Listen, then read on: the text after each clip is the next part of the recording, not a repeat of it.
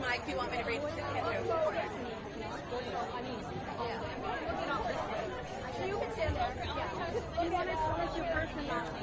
My name is Alisa McMorris, Alisa McMorris. My son Andrew was killed by a drunk driver in 2018, September 30th of 2018. 6 years this month. He was 12 years old, and he was hiking with his Boy Scout troop in Manorville, New York. So what do you think about the fact that this was an officially going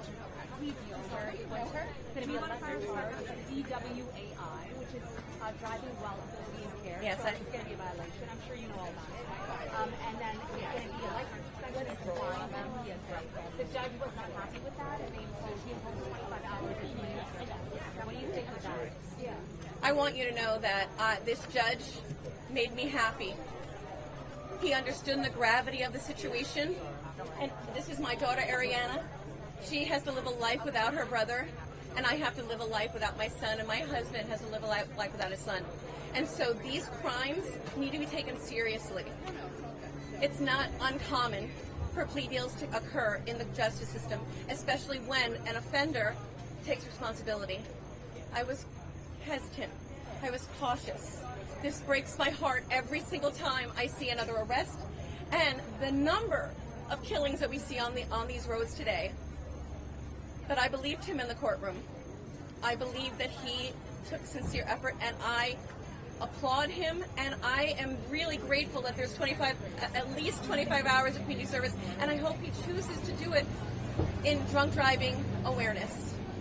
That's great. So you felt really happy that the judge was like, this is not enough, we're going to add more on. Absolutely. He said retribution and rehabilitation, reflection, that's what I want to see. We want to see a decrease in recidivism. We want to see that people that get into the car understand the gravity of their situation. And the whole point of our system is why we charge. Our choices have consequences, and we have to live by those. I have a lifetime consequence without my baby.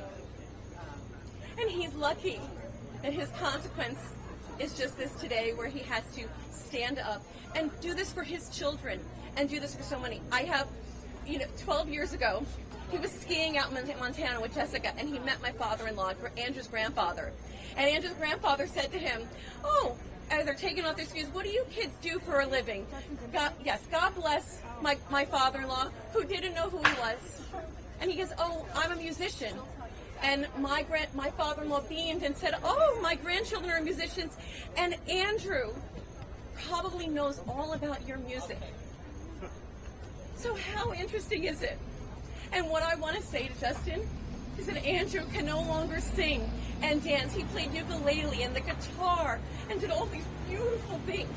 Andrew can no longer do those things. And I need Justin to sing for him. I need him to speak for him while he can't do that any longer.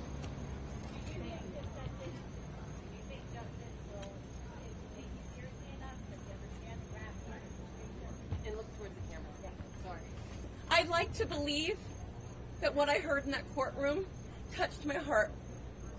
And only time will tell to see if he'll make an announcement at his concerts and ask people to get home safely. If he will do the things that you need to do to make a change. So I didn't know what he would say. I didn't know if he would take responsibility. Do you feel it was sincere? Excuse me? Do you feel he was sincere? I do feel he was sincere. And I can only hope that his platform with everyone here will make a significant change. Because all we want to do, when Andrew passed away, on his deathbed, I cried and I promised him that I would stop this from happening to anyone else. And I almost feel like I was failing because our numbers had gone up. Here in New York State, we went up 42% in drunk driving fatalities in just a short period of time. But this gives me hope that maybe the next generation, they'll be the generation that ends drunk and impaired driving.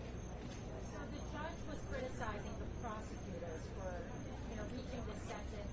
They said it wasn't enough of a deterrent for Timberlake and for other people watching this, right? What did you think of that? Did you think it was... I was so proud of the judge today. I was really proud of him.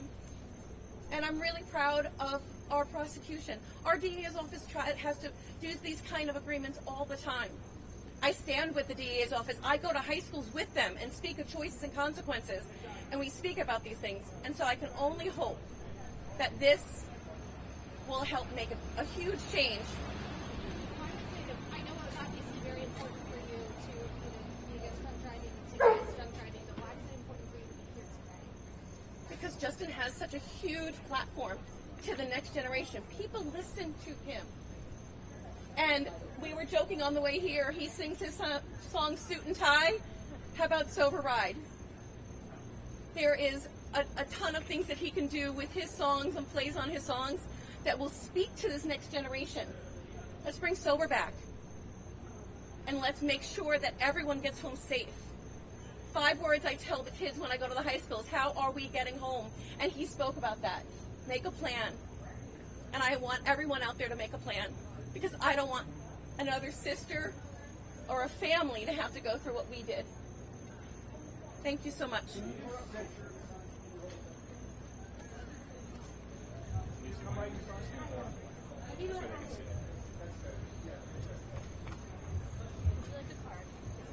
Mariana, come on over. Sorry, what was your name again? Alisa McMorris, ALISA MCMORRIS. We started the foundation, the Andrew McMorris Foundation, and my son. We started it on the day after he passed to make a change, to stand by our law enforcement for the arrests that they have to make, to keep our roads safer, to save this from ever happening to any other family. Would anyone like a card?